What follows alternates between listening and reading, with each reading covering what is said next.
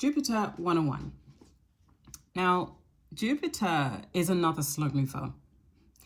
It stays in a house or a part of the sky for 365 days, approximately. And so that's a long time for a planet to stay in a certain part of the sky and in a certain part of your chart, right? So if Jupiter is in your, like natally in a part of your chart, it is going to expand it. But popular astrology would say, oh, it means good luck, la la la. And I think I've lived on this earth long enough to know and observe that Jupiter works in terms of opportunity and not necessarily this good luck charm that hanging around. Now, remember, I've said, and I will keep saying, that, these planets are not your besties. There's not one sign that says that is, there to like, oh, look at that, poor lad. Yeah, it's their duty. It's either they do help you or they don't help you. The energy helps you or it doesn't help you. But it's not your bestie. You know what I mean? So you have to kind of look at it in a very pragmatic way. So manifestation. Now, there's a lot of conversation about manifestation. And if we look historically about how manifestation has been done, it goes in a process of generally either you're praying to the gods, or you're making sacrifices, or when we talk about something like blood sacrifices, like killing a goat or a hen or something like this, right?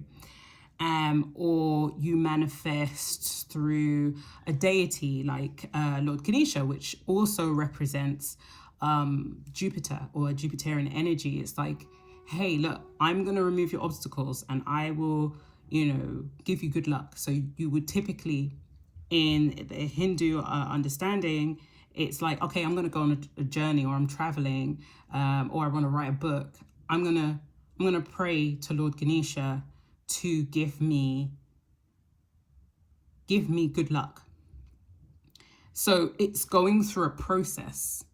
Now, lately, I do watch manifestation videos for research purposes, because I'm an observer. I like to take notes and detail and say, okay, would this work in every single circumstance? And manifestation works with context. The way some people are natural manifestors, and if you look at their chart, you will see that they will have the benefit of naturally manifesting. Now, I would say, but the manifestation doesn't mean like you just say something and it just happens, right? It goes deeper than that. You're talking about bloodlines. You're talking about, ancestry. You're talking about all these different other things, right?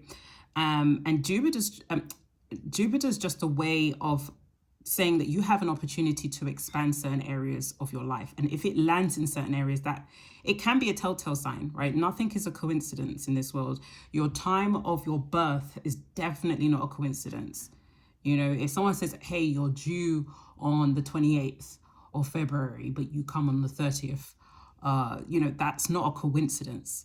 So, understanding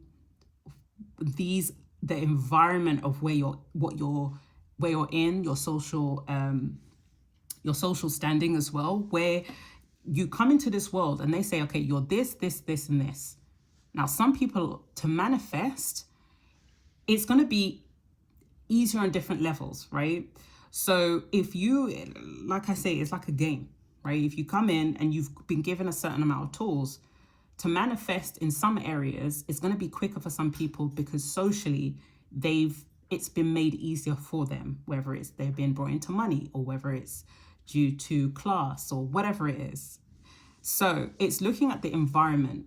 If someone right now is in an environment of, war, you can't tell them, hey, well, to change the reality you're in, just manifest and, just be convicted that it's gonna be different, and the harder you manifest, the quicker it's gonna come. And if it didn't come quick enough, then you weren't convicted enough. That's calloused, and it doesn't hold softness to the idea that environment and context is very important. And that's why I like astrology, because astrology kind of breaks it down a little bit more and makes it personal to you. So when you look at your chart and you see Jupiter in your chart, then you say to yourself, okay, right, and then reflect on your life, reflect on that area of your chart. What is it saying? What does that house do? And what does that sign do? And you say, okay, how has that been reflected in my life so far? And then you look at maybe family and friends. You say, how is that reflected in their life? And then you start to see that there is a pattern here. You can't, let's say, for example, build a building and not look at the context of the area. Let's say you wanted to build, I don't know, I'm going to say something ridiculous, like a gym, right? Not ridiculous. I was going to say a theme park, right? Yeah, let's just stick with the theme park.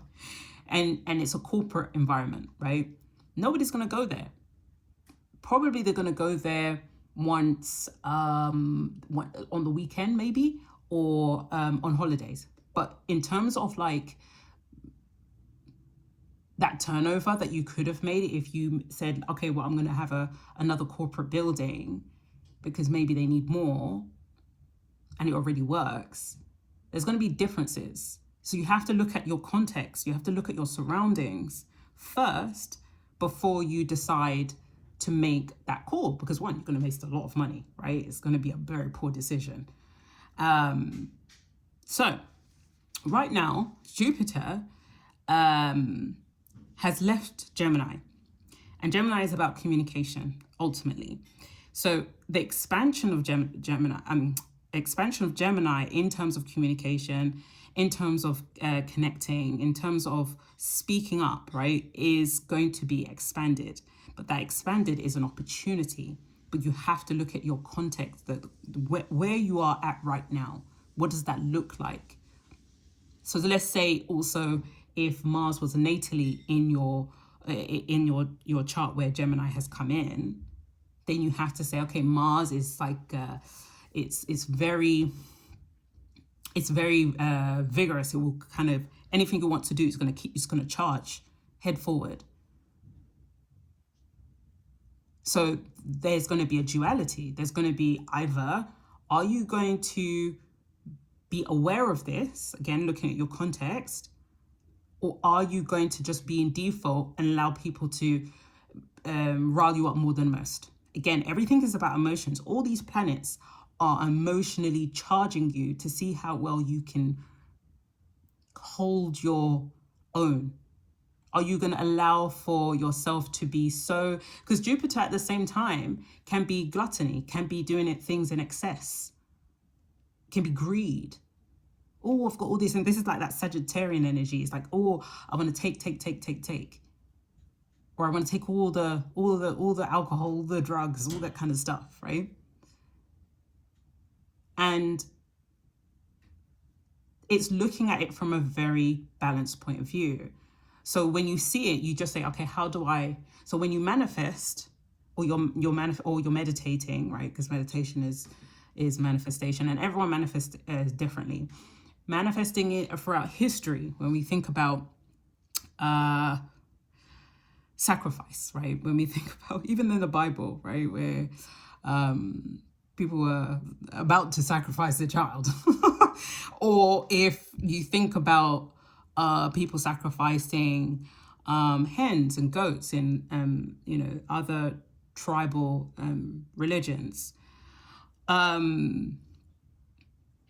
there is an understanding, there's a storyline behind why that process takes place. And if we break it down, because I found it very fascinating when it came to the sacrifice of when you want good luck or when you want things to happen. So commonly people pray these days under the new covenant, but there are people, arguably there could be even still people are using the old covenant to do manifestation.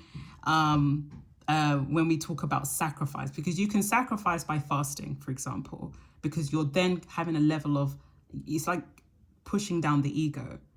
So where we have this, and I would say Jupiter energy, it's like it's looking, oh, you actually really want this. There's an opportunity for you to expand here. Do you want to take it, or are you going to retreat? So when it comes to, there's this book I was reading by Credo Matua. I've been reading quite a lot of his books, to be fair. I was like, give me all the guys who passed away just before COVID. I want to know all of them from all around the world. I want to read all their books. So I stumbled across this guy, and let me just read. So where are we? Right. So he talks about, in this book, because Izelwane is, he talks on the subjects of goats. He talks about other animals, but I'm going to read on the excerpts of goats. But you should have a read on it. It's quite interesting. So goats must be treated with respect. African people believe that all goats are born to be sacrificial animals. Now, I don't know. I mean, he's been argued that he's not representing for South Africa like that. So just take it with a pinch of salt, okay? Their purpose in life is to serve human beings and to protect them with their lives. For this reason, a goat must be treated with the utmost respect and reverence. It must never be whipped like an ox, be sworn at like a slave, or suffer ill treatment at the hands of human beings. And even when it is being slaughtered, it must be slaughtered only by those who are trained and skilled enough to cause the sacrificial animal the minimum pain and agony. It is said that if a goat is slaughtered by careless people and takes a long time to die, it will bring bad fortune to those who have slaughtered it. Furthermore, its spirit will block the prayers for people that are trying to send that they're trying to send to their ancestral spirits.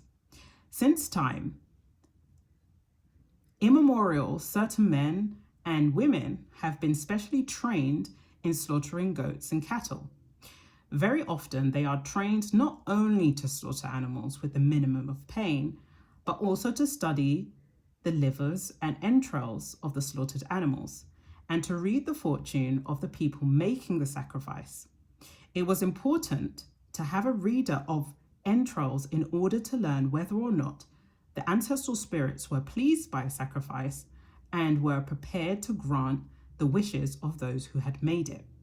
For example, if a goat has been sacrificed on behalf of a sick person and the goat was found to have had a deformity in one of its internal organs or legs, this was taken as an omen that the sick person's recovery would be slow.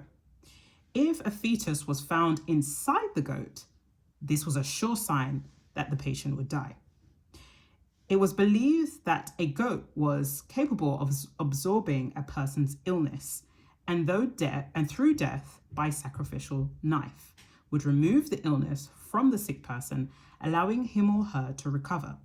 For this reason, some African tribes performed a ritual which has been misrepresented by anthropologists. The goat to be slaughtered was placed on the back and shoulders of the patient. This was done for 10 to 15 minutes while the goat absorbed into its soul the patient's illness. The patient then had to whisper to the goat what he or she wished it to achieve for him or her laying down. I'm going to leave it there, but definitely give it a read if you got the chance. I do feel so. Again, when it comes to fortune, people have manifested through things, right? Through mediums, whether it's through Jesus or through Ganesha or through animals that were considered more holy. All of this is a process. Now, when we talk about fortune or the sin of the world, right, where we are naturally just in a bad place, right? If we want to go all the way back to like Adam and Eve, it was the idea that we had the opportunity to either eat the apple or don't eat the apple. And like Kabbalah, the knowledge of the Kabbalah text is that the snake wasn't actually evil. It was more a duality. It was more saying, hey guys, you're in the fake world and the God that you were speaking to isn't the real God. And I'm being a snake right now because like low key, I'm not even supposed to be here. But I think it's unfair that you don't know that you're in a fake world. And I just wanted to let you know that. Now, if you eat this apple, you're going to see that you're in a fake world. And I'm just letting you know that. Like, I gotta go. I can't stay here long, you know? And so that's their understanding, whereas the original Adam and Eve has a very different it's slightly the same in terms of the idea of sin. And so there your fortune or your luck is tainted by this sin from way back when. And so everybody's found ways to either cover sin by blood sacrifice, using animals or pure animals, even children, however it is going these days. But fortune has been found in so many different ways, right? Some people are saying, hey, I'm just thinking of that story of Rumpelstiltskin, when he says, okay, I can give you some things, yeah, but when you have your first child, it's mine, yeah? And you get all the stuff. I mean, these days, hey, I feel like a lot of people are on a Rumpelstiltskin thing, yeah? Like, I feel like when we talk about fortune or we talk about good luck, generally people want good luck for fortune and health, right? Mainly fortune, for obvious reasons. But when I did this channel, it's about manifestation. It's about the internal. It's about the richness within. Definitely can go on other channels to talk about manifestation for money, but it's once you have the richness within, it's by default, right? But if you're only working dry and hard, right, for just money, it's not going to balance out right. You need that internal spiritual balance and conviction. This is why I say, like, when manifestation is about meditation, it's about understanding how your imagination is controlled, how much you can control that aspect of yourself. And if you can't, it's making that time to practice. So it's not necessarily prayer. It's more like, how do you control your mind? And that is a form of manifestation. And it's a knock-on effect. So as you can see throughout sacrifices, whether it's whatever, you or Jesus, you have to have a level of humility. There has to be a level of shutdown with this understanding, with this early sin, or however it works. So right, going back to Jupiter is now in Cancer, right? And I'm just going to do it as an example because this is a timeless video, ladies and gentlemen. And Jupiter in Cancer is now going to expand in terms of emotion. So what can that be in terms of duality? That can either be, you could be too emotional.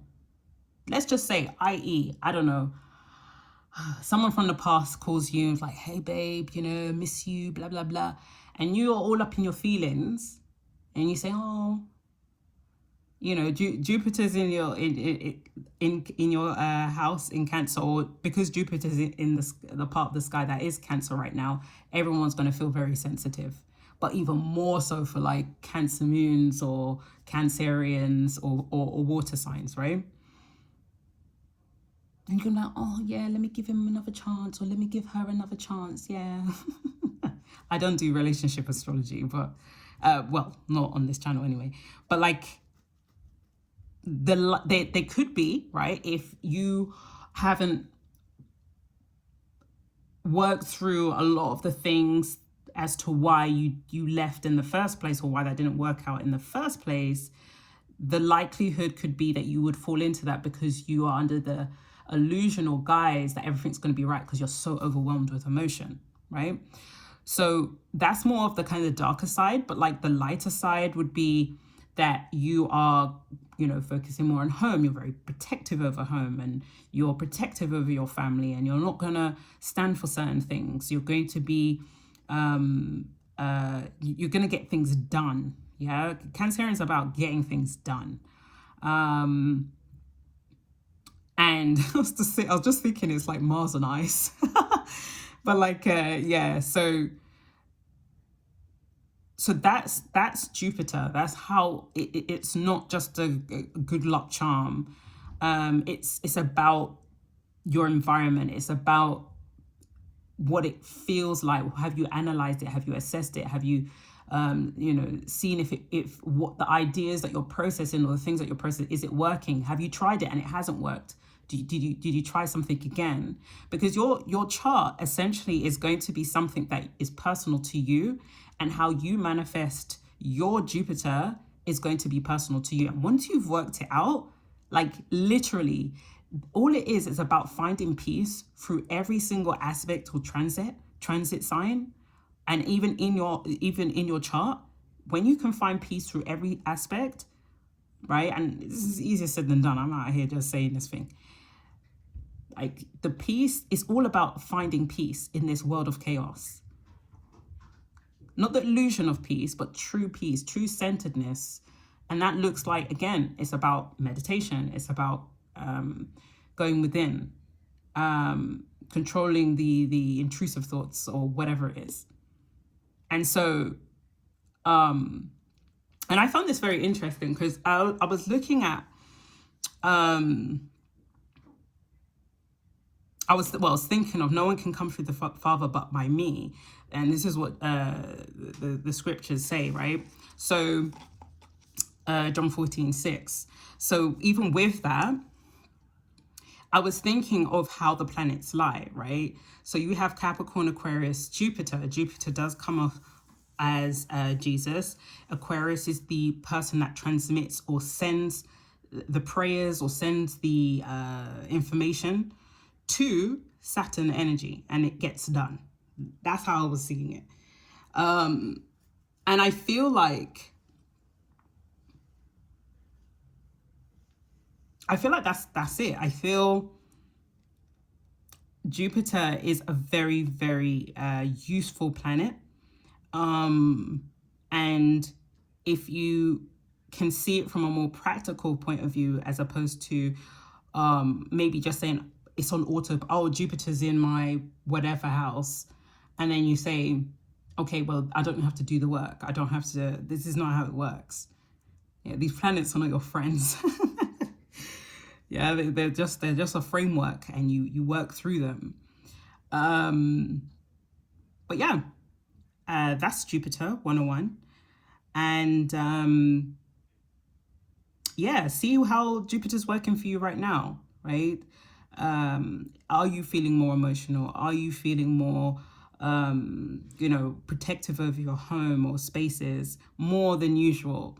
Are there things and scenarios that are pressing that? Are you feeling that difference? And I think that's another thing. I think these kind of emotional planets really help to tap into feelings, because a lot of the time, sometimes we don't want to feel our feelings. And so when this does happen, it can either aggravate us, or it could open us to more feelings. So that's it. I hope you've enjoyed it. Let me know if you've enjoyed it. And I'll see you in the next one. Take care.